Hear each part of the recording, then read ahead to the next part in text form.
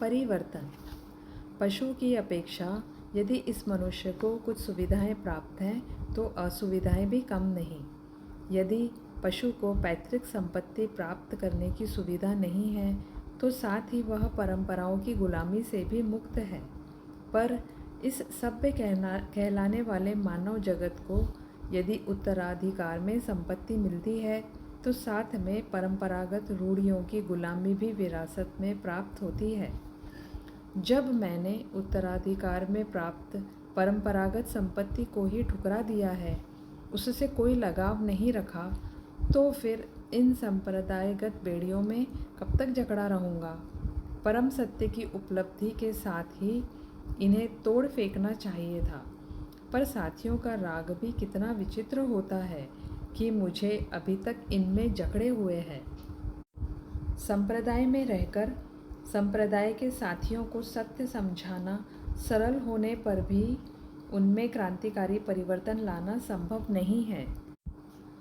पक्ष का व्यामोह भी कितना जटिल होता है। यह मार्ग सही नहीं है, यह स्वीकार करके भी इसे छोड़ने की कल्पना भी लोगों को आंदोलित कर देती है। बाड़े का बंधन असह्य प्रतीत होने पर भी बाड़े की सीमा का उल्लंघन करने की कल्पना भी सामान्य जनों को कंपा देती है। झुंड के साथ परिवर्तन की कल्पना में इतने दिन व्यर्थ ही गंवा दिए। सत्य के आराधक क्रांतिकारियों को सिंहवृत्ति ही शोभती है। साथियों की कल्पना उसके शौर्य को प्रतिबंधित करती है। अनुयायी कभी साथ नहीं देते, उनका काम तो अनुसरण करना है। मैंने अनुयायियों को साथी समझ रखा था, इसी कारण इतने दिन अपने मन के विरुद्ध इनमें उलझा रहा। साथी तो कोई है ही नहीं। अनुयायियों का पता भी तब चलेगा जब मैं अपनी राह पर एकाकी ही चल पड़ूंगा। जो सच्चे अनुयायी होंगे वे आएंगे ही। मोह के सूक्ष्म तंतु में भी क्यों उलझना। जिन्हें आना हो आवे, ना आना हो ना आवे, मुझे उनसे क्या। मैं तो पर से भिन्न निराला चेतन तत्व हूँ, मुझे पर से क्या। तो फिर आज मैं सबसे साफ साफ कह ही देता हूँ। कहने की भी क्या आवश्यकता है। फिर वही बातें होंगी कि कुछ दिन और रुक जाइए। फिर काल्पनिक कठिनाइयों का लंबा चौड़ा ब्यौरा। यह सब सुनते सुनते थक गया हूँ। मनुष्य भव के अमूल्य क्षण यूं ही उलझन में बीते जा रहे हैं। अब यह बोझा मुझसे न ढोया जाएगा। जब मुझे किसी का साथ चाहिए ही नहीं, तो फिर किसी से कुछ कहने का प्रयोजन ही क्या रह जाता है। कल महावीर जयंती विक्रम संवत 1991 का पावन अवसर है और सौभाग्य से यह भगवान पार्श्वनाथ का पावन चित्र भी उपलब्ध है ही। बस इसके सामने कल इस मुँह पट्टी को फेंक दूंगा और अपने को दिगंबर जिन धर्मानुयायी अव्रती श्रावक घोषित कर दूंगा। यदि लोगों से मन की बात कहूँगा तो पहले तो तैयार ही ना होंगे। यदि हो भी गए तो परिवर्तन के लंबे चौड़े कार्यक्रम बनाने के चक्कर में रहेंगे। आत्मधर्म तो दर्शन की वस्तु है, उसे प्रदर्शन से क्या प्रयोजन। यह स्थान भी तो मेरे इन विचारों के अनुकूल एकदम सुनसान शांत एकांत है। लगता है परिवर्तन के पांचों समवाय समुपस्थित हैं। भावना की उग्रता भी यह बता रही है कि काल पक गया है। द्रव्य क्षेत्र काल भाव सभी की अनुकूलता परिवर्तन के नियत क्रम को अभिव्यक्त कर रही है। काठियावाड़ के कोहिनूर स्थानकवासी संप्रदाय के प्रभावशाली अध्यात्म प्रवक्ता श्री कांजी मुनि के अंतर में आज निरंतर यह विचार प्रवाह उमड़ रहा था, जिसने उन्हें ब्रह्म मुहूर्त तक एक पल को भी सोने नहीं दिया था। यद्यपि आज उनके पलक भी न झपके थे, पर जागरण की थकान उनके मुखमंडल पर रंचमात्र भी न थी, अपितु जागरण का अद्भुत तेज स्पष्ट प्रतिभासित हो रहा था। उनका तेजोद्दीप्त मुखमंडल स्पष्ट बता रहा था कि आज कुछ अद्भुत घटित हुआ है, अद्भुत घटित होगा। पर चेहरे की भाषा पढ़ना हर कोई थोड़े ही जानता है, उसके लिए तीक्ष्ण प्रज्ञा अपेक्षित है। विचारों ने आकार ग्रहण किया और कांजी मुनि आध्यात्मिक सत्पुरुष श्री कांजी स्वामी के रूप में परिवर्तित हो गए। परिवर्तन का यह समाचार पेट्रोलियम पदार्थ में लगी आग के समान तूफानी गति से संपूर्ण काठियावाड़ में पहुंचा तो स्थानकवासी संप्रदाय में खलबली मच गई। नगर नगर में, गांव गांव में जहां देखो वहां यही चर्चा थी। साम दाम दंड भेद से जैसे भी बने उन्हें वापस लाने के लिए उपक्रम आरंभ हो गए थे। वातावरण एकदम उत्तेजित हो गया था।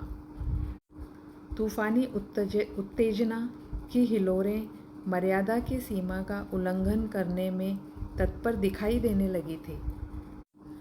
झुंड के झुंड लोग उनके पास आते, समझाते, मनाते, डराते धमकाते भी, पर उन पर कोई असर न होता, क्योंकि वे इस पथ पर बिना सोचे समझे थोड़े ही चल पड़े थे।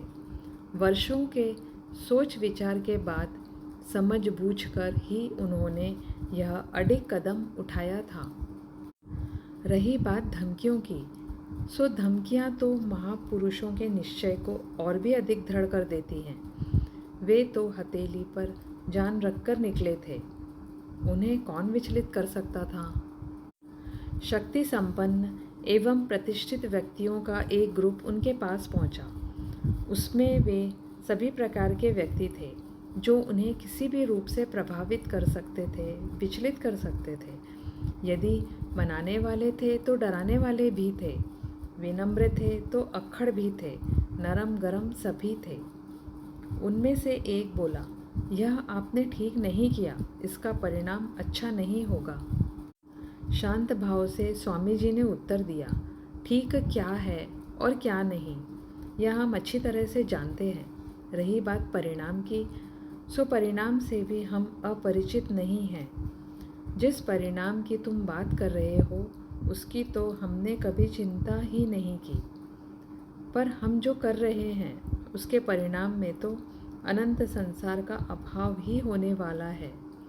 हमारा यह भव का अभाव करने के लिए है, किसी पक्ष या संप्रदाय के पोषण के लिए नहीं। व्यंग करता हुआ दूसरा बोला, भव का अभाव तो होगा ही, क्योंकि यह भव बिना रोटियों के तो चलने वाला है नहीं। हमने घर रोटियों के लिए नहीं छोड़ा था। कम से कम आप लोगों को तो यह बताने की आवश्यकता नहीं है कि हमारे घर रोटियों की कोई कमी नहीं थी। रोटियों की चिंता करने वाले घर नहीं छोड़ा करते। तुम रोटियों की बात करते हो। जो चिंतामणि मुझे प्राप्त हुआ है उसके लिए मैं संप्रदाय एवं उसका गुरुत्व तो क्या, चक्रवर्ती की संपदा एवं तीर्थंकर जैसा गुरुत्व भी तृणवत त्याग सकता हूँ। मुझे अशरीरी होने का मार्ग मिल गया है। अब मैं इस शरीर की क्या चिंता करूं? धमकी देता हुआ तीसरा बोला, हम सब देख लेंगे, पेट बातों से नहीं भरता। देखें कौन आता है आपके पास। हम अपने संप्रदाय को यूं ही नहीं बिखर जाने देंगे। स्वामी जी के गंभीर व्यक्तित्व को इस प्रकार की भाषा सुनने की आदत ही न थी, क्योंकि आज तक तो उन्होंने प्रशंसा और स्तुतियाँ ही सुनी थी। अतः उनकी गंभीरता ने उपेक्षा रूप मौन का आकार ग्रहण किया और वे समय सार के पन्ने उलटते हुए उसके स्वाध्याय में मग्न हो गए। बात समाप्त होते देख विनम्रता के शस्त्रों से सुसज्जित चौथा बोलने लगा, नहीं महाराज, ये तो कुछ समझते नहीं, चाहे जो बक देते हैं, इनकी बात का ख्याल न कीजिए। आपके संप्रदाय छोड़ने के समाचार ने इन्हें उद्वेलित कर दिया है, अतः ये होश खो बैठे हैं। इनकी बात का बुरा न मानिए। आप जो कुछ कहेंगे हम सब वही करेंगे। आप खूब पढ़िए समय सार, हमें भी सुनाइए, हम भी सुनेंगे, समझेंगे भी, पर आप यह मुंह पट्टी मत उतारिए। शेष वस्त्र तो आपने अब भी वैसे ही रखे हैं, बस बात एक छोटी सी मुंह पट्टी की ही तो है। विनम्र भाषा एवं गदगद स्वर से करुणा सागर स्वामी जी विगलित हो उठे और कहने लगे, भाई, बात छोटी नहीं, बहुत बड़ी है। यह ग्रहित मिथ्यात्व का प्रतीक है। यदि सत्य समझना है, इस भव में भव का अभाव करना है, तो तुम्हें भी इसका आग्रह छोड़ना होगा। बात मात्र मुँह पट्टी की नहीं, उसके पीछे छिपी मिथ्या मान्यता की है। प्रसन्न होता हुआ पांचवा बोला, ठीक है महाराज, ठीक है। यही निवेदन तो हम कर रहे हैं कि आप मान्यता छोड़ दीजिए, पट्टी बनी रहने दीजिए।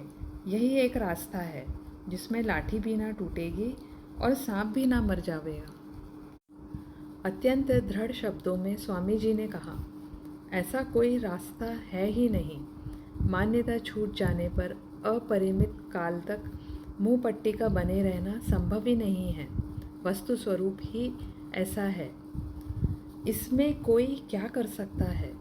मुझसे अब यह छल नहीं हो सकेगा।